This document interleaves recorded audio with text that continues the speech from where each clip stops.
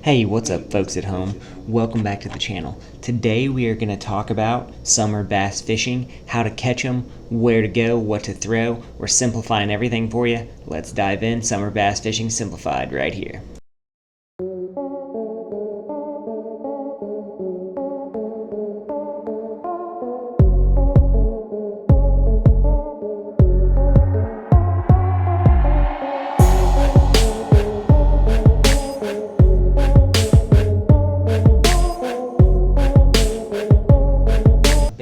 Okay guys, so let's say we just got to a new lake that we've never fished before and it's the summertime.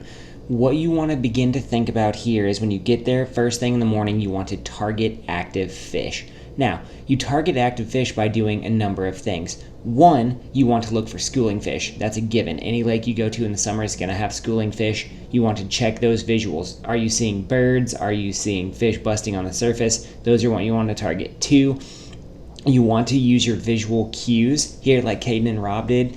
They just got to the boat ramp. These lily pads look good right on the other side. First place they're going to head right there. Visual cues are important.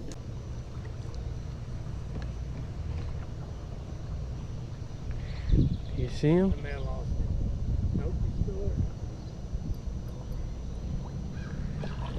Hey, that's a good one. Oh, you want me to get it? Oh, that's a nice one. Chunky, look at that fat. I know. That's a good 2-pounder.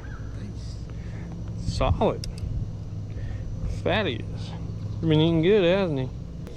So when I'm fishing visual stuff, I'm going to throw baits that I have a lot of confidence in. They're going to catch fish anywhere. First bait I'm going to pick up as I'm exploring new water is a swim bait. Here is a Rapala Crush City, the Mayor, and it's the 4-inch version on a Matt Allen Tactical Dirty Jigs swim bait head.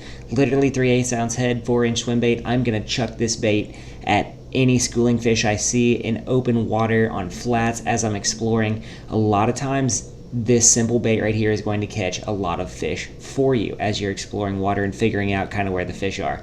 Now, not all the time is a swim bait going to be your best option. If I'm fishing visible cover like lily pads, docks, like all that stuff, I'm going to pick up a jig. Here's the 3/8 ounce swim jig head with a Crush City craw on the back of it, and literally I'm going to fish this through any visible cover that I see. I like bluegill colors here. You got that blue on there, you got that orange in there. That's the color that I believe is going to catch a lot of fish for me. Lure selection is not hard when you're fishing a new body of water. It's location, location, location. Now, that visual pattern is going to last for maybe the first 45 minutes to an hour of each day, where you can get a lot of topwater bites, you can catch them on doing a lot of stuff, and then fish are going to move one of two directions. One, fish are going to move literally up into shallow cover. Here, Caden has picked up a frog because he's got a ton of shallow cover. Frog is a great way to cover this and see where those bass are staging in that shallow cover. Two, they're going to move to deep structure. Now, you as an angler have two choices in the summer. One, you can chase fish shallow, or two, you can chase fish deep. And that really kind of depends on the day. So here you have a perfect day setting in for Caden here in a tournament to fish top water extended throughout the day. You have wind, you have clouds, you have this wind blowing into this pad fields here, which is going to position bait and bass in the pad fields. And decision making sometimes can be vital in the summer. So Caden decides after that first visual period that he's going to chase that shallow bite because of the conditions at hand. Let's see how he's going to do chasing that shallow bite.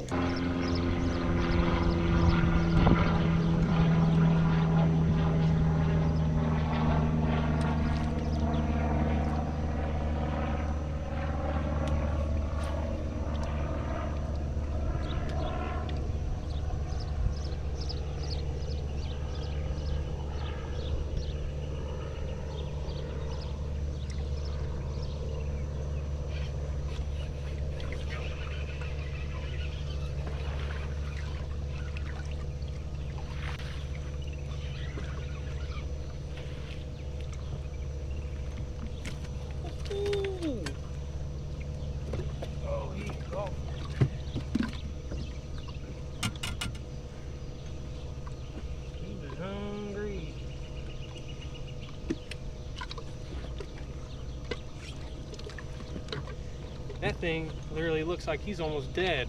I don't understand why I always catch all these fish that have the biggest heads, but they ain't got no weight to them. Number one though.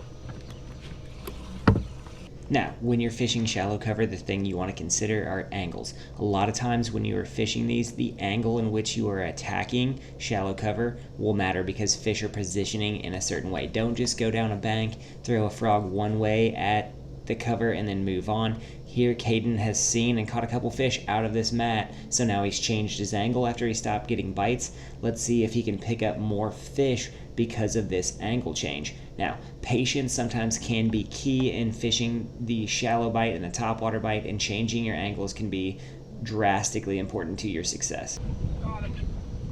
Get out of there.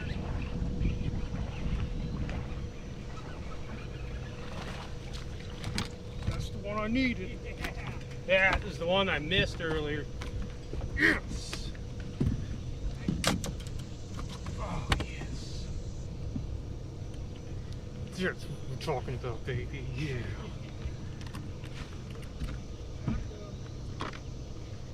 Whew. Number two. That other one looks like this too, but he's as thin as a board. Oh yeah, that one's 3.5. Make friends. Yes. Pick it apart. You know how many times I missed that fish? Now that Caden has caught some fish shallow, has a couple in the box, he decides to move out to some deeper structure because he stopped getting bites. And that's the thing in the summer. Sometimes you have to make decisions. So Caden moves out to a drop off here. This lake is notorious for having a steep drop right by the bank. And you can see that Caden is going to start to hook up with fish that are related to this drop. A lot of times in the summer, guys want to fish the middle areas. And if there's nothing holding them there, there's nothing holding them there, right? So you got to really be aware of kind of how you go from that cover related bite to that structure related bite in the summer.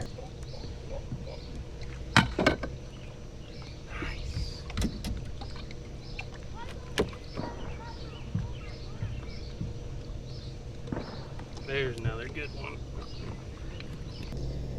Now, as we transition from that shallow bite into this deep bite, timing becomes drastically important. And in the summertime, timing and location are more important than the bait that you are throwing. If you are in the right place at the right time, you're going to catch fish. And a lot of times you can find a school of fish out deep that won't start biting until a certain thing turns them on, right? A lot of times you'll have to cycle through a bunch of different areas to find that right timing in the bite. And the summertime is notorious for that bite window. A lot of times you can catch smaller fish in between, but you're going to catch your better fish when you get that school fired up, when that timing is right. Location, location, location on the deep bite. You might find 30 fish offshore that won't look at anything. You might find 5 fish that will. Kind of cycling through these different locations in different areas is really, really, really important in the summer. A lot of guys focus on baits, but to be honest, a lot of times location and timing are the most important factor. Yes, yes, yes, yes. There's number 4, baby. Half hour before the tourney's over. If I'm fishing out deep and trying to trigger fish into biting, number one bait I'm picking up to throw to get bites is a drop shot. Now, here is the 6 cents bait Panorama. It's a 5-inch version right here, and I love this bait on a drop shot. 1, it's positive buoyancy. 2, it's got profile. It's going to generate a big bite. But the drop shot, whatever bait you choose to throw on it, is going to generate bites.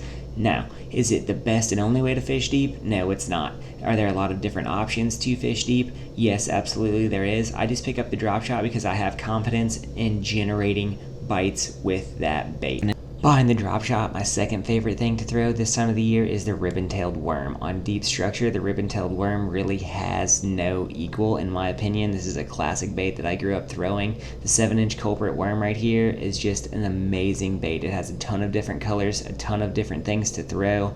You can worm it through stuff, you can swim it, you can do a lot of things, but fish really respond positively to the ribbon-tailed worm this time of year. Another excellent bait to throw. You can see that amazing action there on the swim and on the fall.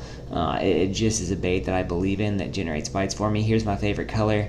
Here it is in pumpkin seed chartreuse, and I love throwing this bait on deep structure because one, it just is a bite getter and a generator, but two, a lot of times guys often overthink bait selection in warm water. Oftentimes fish just want something that is providing action, and once again, location and timing are going to be key in that offshore bite. What's up guys? Do you have a bait that you want to be featured in our underwater video? Get it in front of thousands of anglers just like yourself who love to catch fish.